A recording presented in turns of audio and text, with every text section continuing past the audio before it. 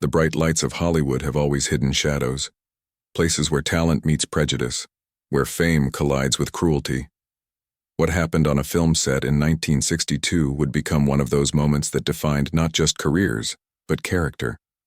When a powerful director decided to publicly humiliate one of entertainment's brightest stars, no one expected what would happen next. This is a story about dignity, friendship, and the kind of courage that changes everything. The camera loved Sammy Davis Jr. It always had. From the moment he first stepped onto a stage at the age of 3 alongside his father in vaudeville houses across America, something electric happened. By 1962, he had conquered Broadway, dominated nightclubs from the Sands in Las Vegas to the Copacabana in New York, and earned his place among the legendary Rat Pack. His talent was undeniable, a triple threat who could sing, dance, and act with equal brilliance. Yet Hollywood, for all its glamour and progressive pretenses, remained a battlefield where the color of your skin often mattered more than the content of your character. If you appreciate stories about real heroes who stood up against injustice, please hit that subscribe button and turn on notifications. These stories deserve to be remembered, and your support helps us keep telling them. Now, let's dive into what happened that day. The production was a mid-budget musical comedy filming at Paramount Studios in Los Angeles. Director Reginald Thornberry had built his reputation on sharp comedies and lavish musicals throughout the 1950s. He was known in the industry as a perfectionist, some said tyrant, who demanded absolute control over every aspect of his films. Thornberry came from old Philadelphia money, the kind of background that included country club memberships and private boarding schools, where diversity meant having students from both Connecticut and Massachusetts. Sammy had been cast in a supporting role, playing a nightclub performer who befriends the main character. It should have been straightforward, a few musical numbers, some comedic scenes, nothing he hadn't done 100 times before. But from the first day of rehearsals, Thornberry made his displeasure known through small cruelties. He questioned Sammy's wardrobe choices, criticized his interpretations, and frequently made him repeat takes long after everyone knew they were perfect. The rest of the cast noticed. Martha Delacroix, the film's leading lady, would later recall how Thornberry seemed to take particular pleasure in keeping Sammy waiting between setups, often for hours, while attending to minor details that could have been handled by assistant directors. The crew grew uncomfortable, but in the rigid hierarchy of 1960s Hollywood, speaking up against a powerful director meant risking your career. It was a Tuesday morning in late August, when things reached their breaking point. The Los Angeles heat had turned the soundstage into a furnace despite the industrial fans positioned around the set. Sammy arrived at 6:30 in the morning for a 7 o'clock call time, as he always did. Punctuality was something his father had drilled into him. Respect the production, respect the craft, respect everyone's time. They were shooting a complex dance sequence that required precise choreography and timing. Sammy had rehearsed it extensively with choreographer Vincent Morelli, a patient man from Chicago who had worked with everyone from Gene Kelly to Fred Astaire. By 9 o'clock, they had completed 17 takes. Each one was technically flawless. Again, Thornberry called through his megaphone from his director's chair, not bothering to explain what needed improvement.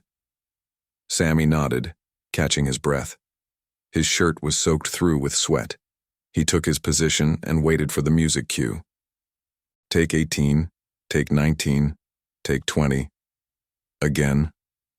Vincent approached the director cautiously. Reggie, that last one was perfect.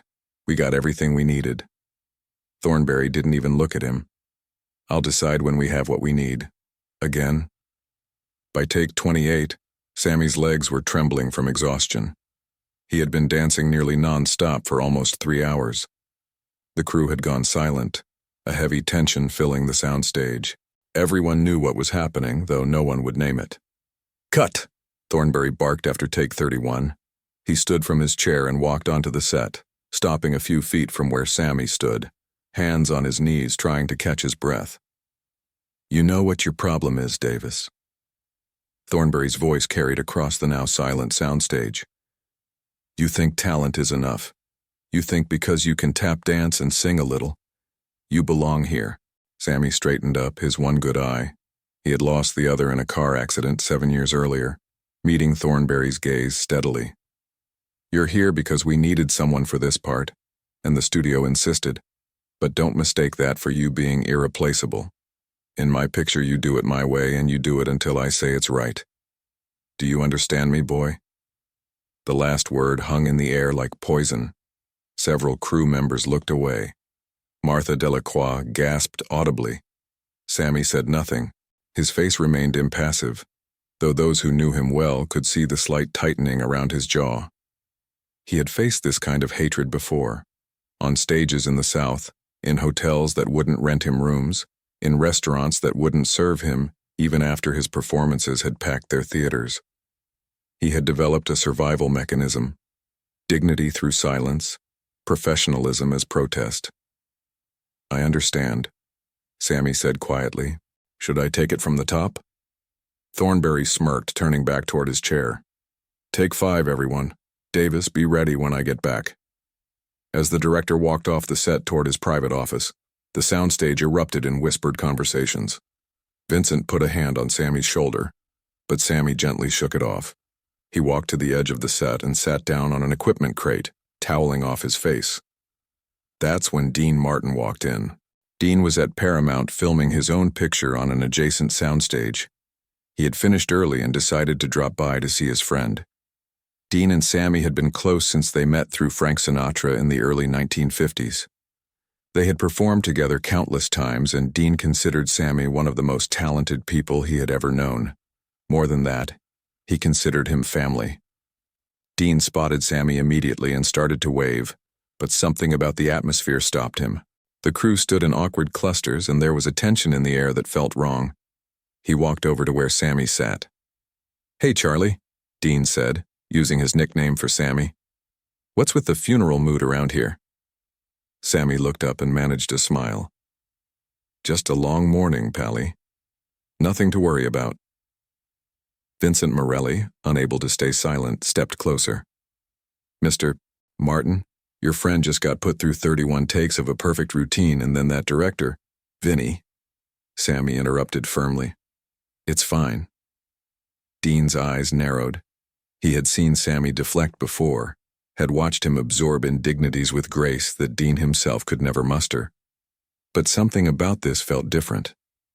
Where's the director? Dean asked. In his office, Martha said, approaching them. Mr. Martin, what he said to Sammy. It was inexcusable. Dean nodded slowly.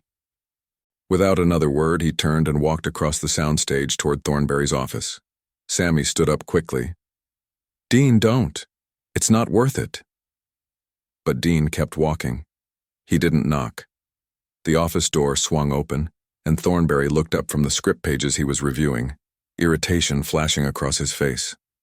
This is a closed set, Martin. Whatever you want. Dean closed the door behind him. When he spoke, his voice was calm, almost conversational. I hear you're having some creative differences with Sammy Davis. Thornberry leaned back in his chair. My creative process is none of your concern. See, that's where you're wrong. Dean pulled up a chair and sat down, completely relaxed. Sammy's my concern. So when I hear you've been riding him for 3 hours and then decided to insult him in front of the entire crew, that becomes my business. I don't answer to you, Martin. No, Dean agreed. But you answer to the studio. And the studio answers to people like Jack Warner and Harry Cohn, people I've known for 15 years, people who owe me favors. Thornberry's expression shifted slightly. Dean continued, his voice never rising. Here's what's going to happen. You're going to walk back onto that set. You're going to apologize to Sammy in front of everyone who heard you insult him. Then you're going to accept the next clean take he gives you, which, knowing Sammy, will be the first one, and you're going to treat him with the same respect you'd show any other professional on your set. And if I don't? Dean stood up. Then I make some phone calls. By lunchtime, every major star in this town will know what you did and what you said. By dinner, you'll be unhireable. I've been in this business long enough to know how it works, Reggie. Talent is replaceable. Directors like you, A dime a dozen. He walked to the door, then turned back. Oh, and one more thing. That word you called him? If I ever hear it come out of your mouth again, we're going to have a very different kind of conversation. One that doesn't happen in an office. Dean left without waiting for a response. When he returned to the soundstage, Sammy was standing, preparing to continue. Dean walked directly to him and spoke quietly enough that only Sammy could hear. Whatever happens next, you earned it. Not because of me, but because you're the best there is. 5 minutes later, Thornberry emerged from his office. The entire crew watched as he approached Sammy. He cleared his throat, and though the words clearly pained him, he spoke them. Mr. Davis, I owe you an apology. My comments were unprofessional and unacceptable. I apologize to you and to this cast and crew. Sammy looked at Dean, then back at Thornberry. Apology accepted. Should we continue? They completed the scene on the very next take. What happened on that soundstage in 1962 wasn't about one man saving another. It was about recognizing that silence in the face of cruelty makes us complicit, and that friendship means standing up even when, especially when, it costs us something. Dean Martin risked professional relationships to defend someone who deserved dignity, but shouldn't have had to fight for it. If this story moved you, please give it a thumbs up and share it with others. These aren't just tales from Hollywood's past. They're reminders of the courage it takes to do what's right when it would be easier to look away. Subscribe to our channel for more stories about the real people behind the legends. And remember, the choices we make when witnessing injustice define us just as much as the choices we make when facing it ourselves. Thank you for watching, and we'll see you in the next story.